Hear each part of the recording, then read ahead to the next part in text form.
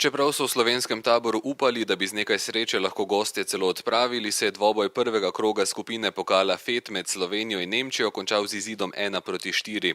Nemke so dobile 3 od 4 posamičnih dvobojev, boljše so bile tudi v dvojicah, ko je Polona Hercog po izgubljenem prvem nizu v paru s Katarino Srebotnik morala zaradi poškodbe hrbta predati dvoboj. Dekleta so odigrala svoj maksimum trenutno.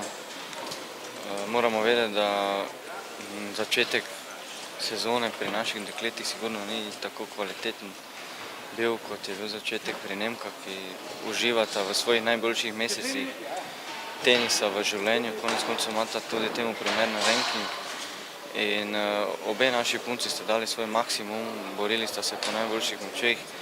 Moramo tudi vedeti, da Polona od petka dalje je v bistvu že na antibiotikih, igra z rahlo vročino, kar seveda dodatno še vpliva na vse skupaj, vendar smo se na koncu odločili, da bomo dali Polono pa Katarino skupaj, ker vsaj ta publika, ki je prišla, si zaslužila, da vidi našo najboljšo dvojico. Po porazu slovenska reprezentanca sedaj čaka na žreb, ki bo določil nasprotnika v boju za obstanek v tem rangu tekmovanja. Želimo si reprezentanco, ki je premagljiva, po možnosti reprezentanco, ki igra na betonu, pa da mi igramo doma z njimi spet, po možnosti ali pa da gostujemo kje na pesku, seveda pesek je naša najboljša podlaga.